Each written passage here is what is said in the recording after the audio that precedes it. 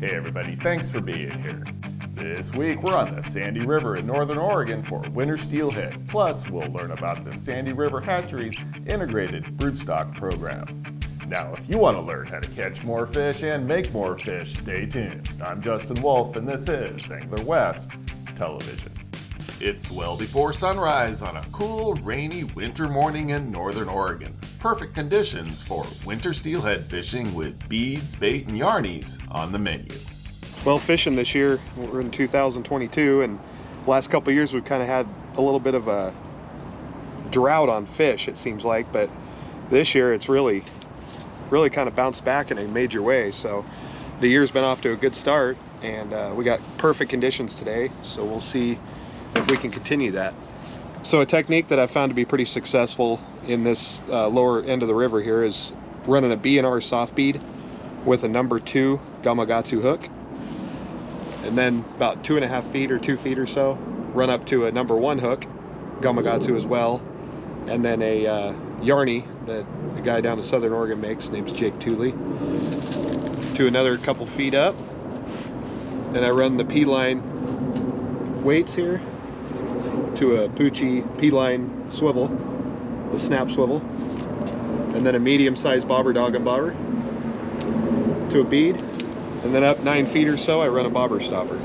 The point of the bobber stopper is basically once you cast out, you want that bobber to go to that distance between the bobber and your weight to be a certain distance down, and what that does is allow your weight to get down to where you need to fish most holes up on this stretch effectively, and it'll stop that bobber at that point, and then the current does the rest with these bobber dog and bobbers. So this morning we're getting an early jump on it, but we're going to run upriver, and we're fishing on the lower Sandy River here in Portland, Oregon, and we're going to target winter steelhead. Obviously it's nice and rainy this morning, but we're going to start out about, I don't know, 2 or 3 miles upriver and then just work our way around. When bobber dogging, there's a lot of different waters you can look for and fish, but on this river every year is different. The fish are holding in different spots all the time, but on this stretch here it's just a shallow, nice, even running gravel bar, and then it goes down into a deeper trench down at the bottom end. Up here we kind of spread it out a little bit and cover a lot more of the water column, and then as we get down there where the river's a little more channeled down, what we'll do is they'll tighten up the bobber spacing and run a little bit tighter area. So, but they're holding all the way from the top to the bottom here. So on these I put krill powder, Procure krill powder on the eggs, and I also put water soluble anise. Yeah. Those two combinations are good. I brought a few to play with as well.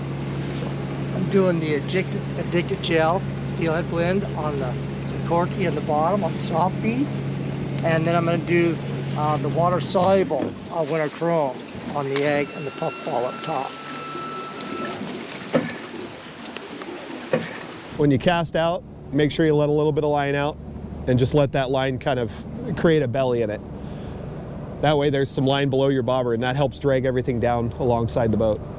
And just make sure when you're mending or keeping on top of it, don't over mend, but always keep that belly there. Just don't let it go too far, and don't leave not enough belly, because you'll tend to drag your bobber and you'll lose more rigs, and it's just not quite as effective. And then when we do cast, we'll kind of stagger it, especially up here.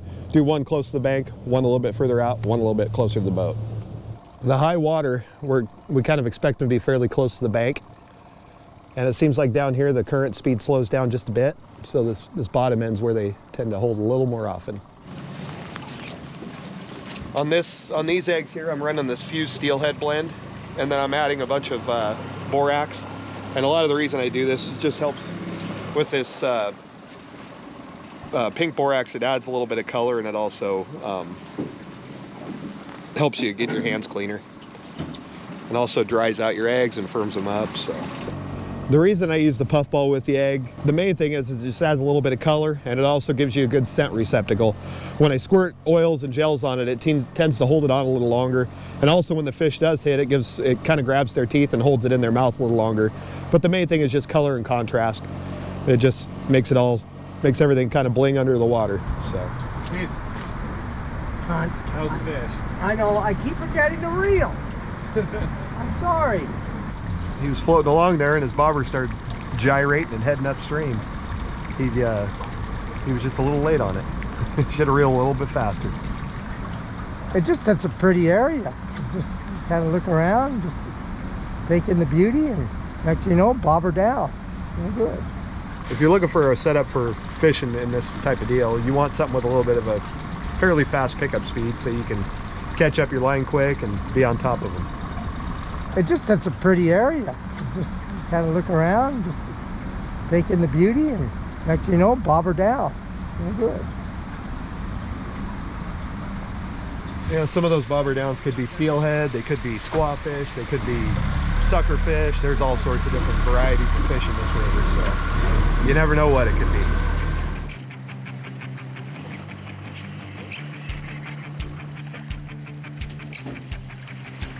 Yeah? Good stick. It'll smoke.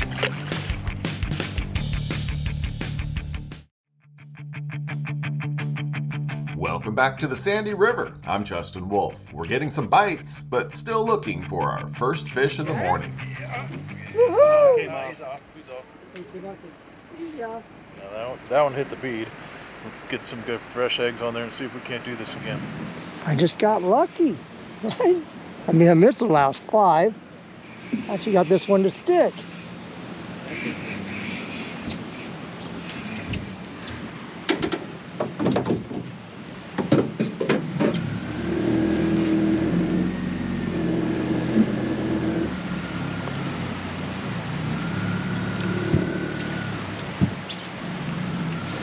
Not a big one, but it's a fish.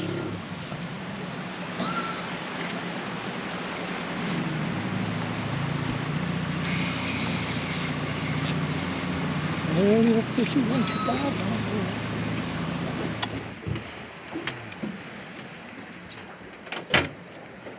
on. Ready? Bring it around.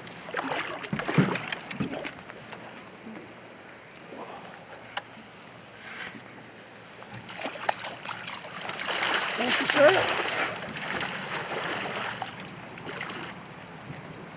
It's a keeper. Woohoo!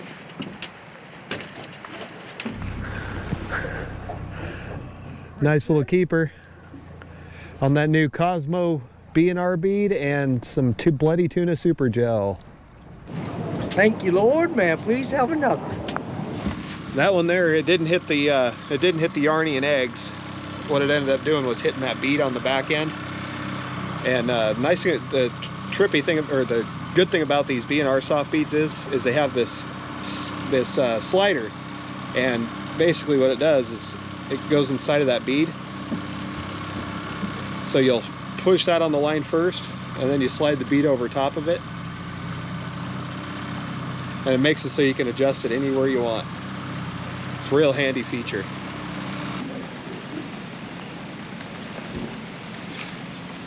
Huh? That wasn't. The way we attach the second hook is just off the bend of the upper hook. Just run a clinch knot or whatever knot you prefer.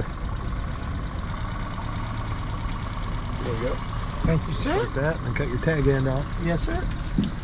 So last week we had a little bit of a cold snap, and there's a bunch of snow on the mountain still melting off, but today it's probably in the mid 40s right now. It's not too terribly cold, but the water temperature last week was in the upper 30s, and it's warmed up a couple degrees, and it's up around 40 and a half now, and I think that's probably making the fish move a little more, and they might not be staging as much, but so that's why moving runs and covering water is going to be really crucial today, because I think that the more area we cover, the better odds we are of intercepting some fish, and just keep our stuff in the water. Wrapping up like a coho. What can I do for you, baby? Keep Just watch the motor there.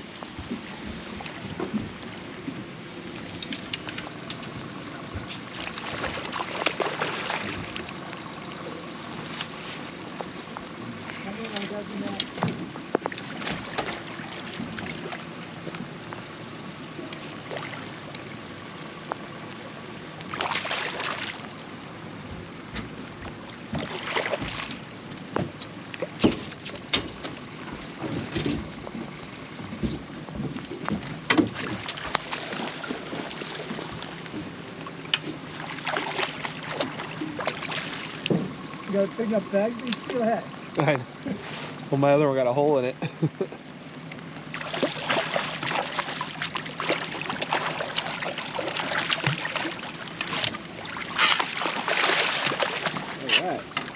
Usually when they roll, it seems like they're wild fish. When they come up and just roll around, wrap themselves up in it. I do got a brood tank in here, but this one isn't real big, so I'm gonna let it go. We just try to get a little bit bigger, a little better quality. We'll mix it up with some smaller and some bigger, but we're not really hurting for fish, so we'll just save it for a little bit bigger. Yeah, that again, so 2 for 2 on the beads.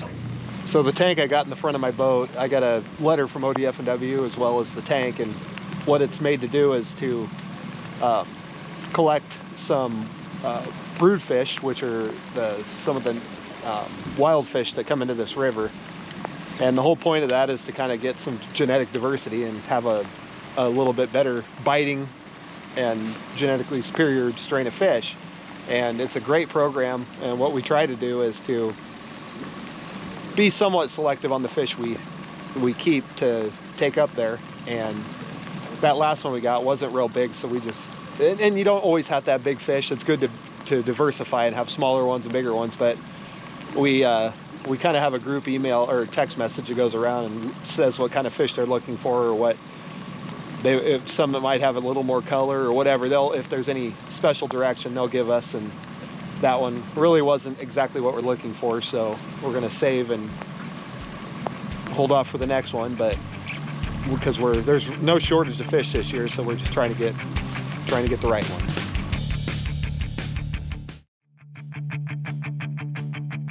We're on the Sandy River with Jason Hambly, Steve Lynch, and Bob Wilkerson, looking for hatchery fish for the table or a wild steelhead to contribute to the river's integrated broodstock program.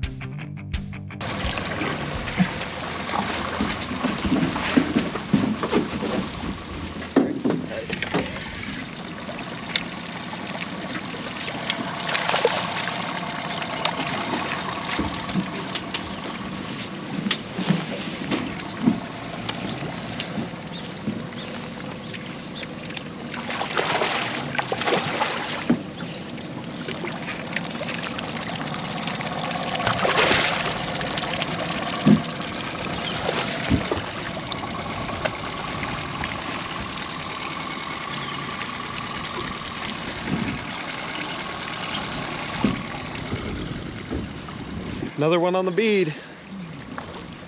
They ain't hitting eggs as much today, but that's okay. I don't care what they hit, as long as they hit.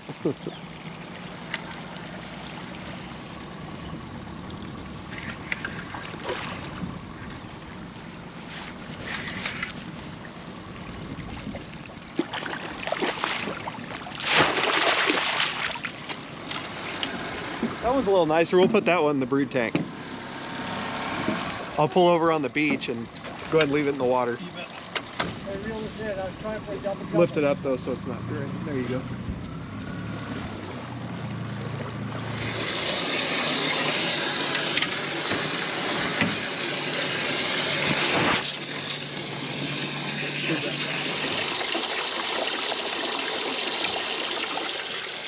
Woohoo! So on that last one, that was a little bit bigger fish, and it was in good shape and no scars or no damage to it. So we put it in the brood tank here, and we're going to take that down and drop it off at the drop point, and then hopefully it'll spawn it, and we'll get a bunch of good biting fish back.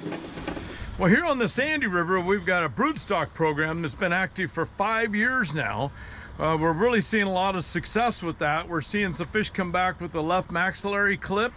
This is some of the earlier brood when we started 5 years ago that we've integrated with some of the hatchery fish. And these are biters. Out of 15 fish we've kept this year, 7 of those were left maxillary clip fish. So that means that they're a more aggressive fish by operating this way, and makes biters. Let's call it a biter program to increase our opportunity at fish. Fish that swim to the hatchery all the time, they don't bite anything. So integrating this wild broodstock program is a more aggressive fish, and we're gonna have biters. And so it's better for everybody who enjoys fishing the Sandy, and any waterway that we can get this program started on is gonna be a benefit to our fisheries. There's no question about that. So this is a really nice system that we got set up here now. We're rolling with it. It's being very successful. We're having spawn fish coming back because we live spawn those fish, let them go, and we had fish come back last year that were released the year before. So we proved that we can handle the fish, the survival rates really well, and we're seeing maxillary fish coming back. So it's a win-win for all anglers that can get involved with any waterway that can have a broodstock program. It's a win-win. That is from our broodstock program, our right max. Yeah. See the maxillary clip? Looks like it's smiling versus that's a normal look. See, I didn't even notice that one. That's a return. Yes, that's a return of one of the broodstock fish. Broodstock fish, yes. And that's why it bit. Well, that's cool. Yeah. That's one of them right there. Wow. Yep. I didn't even notice that was clipped. They're biters. Yeah. They're biters. Simple as that. So it's a win-win for everybody who wants to enjoy the resources. Ready? Great.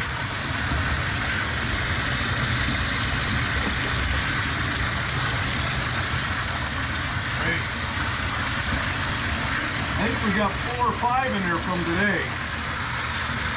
And we're talking how successful it is on the Wilson, the stock here. Everywhere. Yeah, and a guy goes, yeah, but I put in the Wilson River the other day, there was 47 boats. I go, well, why do you think that? They're all catching fish. Yeah. Why don't we do it on all the rivers and we can spread everybody out? Yeah. And it's a win-win for wild fish as well, because should this fish come back and should spawn with a wild fish, there's very little impact on that stock. We're not degrading the gene pool. It's immeasurable, the impact of having a fish that's like this. Compared to hatchery fish, I get it. Hatchery fish over and over for 30 years, we've lessened the quality of that fish. There's no question about that. So we're trying to go back and have a win-win of a harvestable fish as well as protecting the resource. So once these fish are put in, I'll call Fish and Wildlife. They'll come down either today or certainly tomorrow for sure. They back the truck up right here and load them in the truck, take them to the hatchery and put them into the big holding tank. These fish do really, really well. You know, winter steelhead are quite resilient. We got nice cold water. They're tough, they're easy to handle, and live spawning does work. Those fish do come back. They make it. The way that we're handling these things, it's been a win-win program for everybody.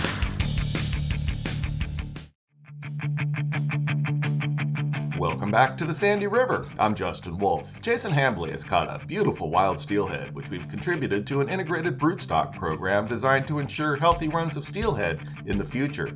The Sandy River Hatchery is headquarters for the program, which has already been proven successful. So basically we got our holding pond here is where we have all our angler donated wild winter steelhead for the Sandy program.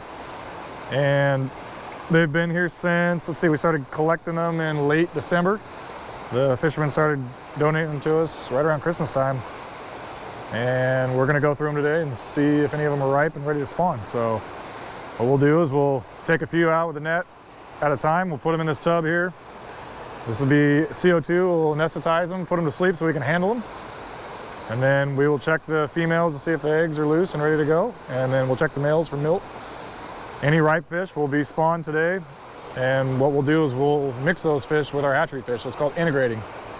A lot of people like to use the word broodstock. Our broodstock here is definitely, we have our angler caught brood and then we have our hatchery fish that we are going to mix together. And we're going to spread the genetics out the best we can. That is what we're able to do on this water system. That is set forth by because our fish are ESA listed. And I know a lot of people know at the coast, those fish are not listed, so they're able to spawn wilds together. Here we are not, so we're only able to take a certain amount of wild fish to use for this program. What they say is it's 2% of the estimated entire population of the wild run each year. So they let us use 2% each year, and we integrate that into the program to make our hatchery babies for the following years. 65 is the big one. So I remember this one because it's pretty large. Jason Hambly definitely put this one in the program. We weighed it when we got it here. I believe it was 16.7. So that's the larger end. It's a big fish. We'll see if he's ready to go now. If not, we're gonna hold on to him, but we'll see. See if he's got some juice. There's a little bit. We could probably do it. We can try it. I think if I hold him up, we can get some. Nice. Got it. Okay, here it comes. My birthday fish right there. That's a big one. Like I said, we'll send those back down, and I would imagine a lot of these bucks, they'll still travel back upstream to where they were destined to go and still spawn on natural on their own and still give back to the native run too. So we use a little bit for making our hatchery fish, and then those ones will still provide for the for the wild group. Probably a couple hundred fish swimming around in here that we'll go through here once we get done spawning. And we'll sort these out, and we'll save some for brood. The nice fish this time of year will be donated to food bank. Earlier in the year, we would have recycled some of these fish. We put hole punches in their gill plates if we recycle them. And what we're gonna do now is, since they're all bucks, it's pretty easy. We have some fish saved in one of these pens from previous weeks, hatchery fish, that we will net them out, and we're gonna find 11 hens that are ripe and ready to go, and then we're gonna spawn those together. Pour them out into a bucket. She's taking ovarian samples, take back to the lab, make sure they're healthy. She's gonna take the bucket and pour a male on it. Mix them together. Making babies. So these eggs will go straight upstairs right now after we mix them together into our hatch house, which will stay. They won't hatch until babies that are ready to be fed until probably May or June. And then once they're big enough to start being fed, we put them in troughs inside the hatch house, and we'll start feeding them and raising them. And we keep them here for all the way till the following spring. Next spring, we'll release these right out of the creek here, and they'll head down the river into the Sandy and out to the Columbia and the ocean. And hopefully come back in a few years after that and show up as adults like this, or show up inside people's boats and on the bank for fishermen to catch. So that's the goal, trying to make more hatchery fish.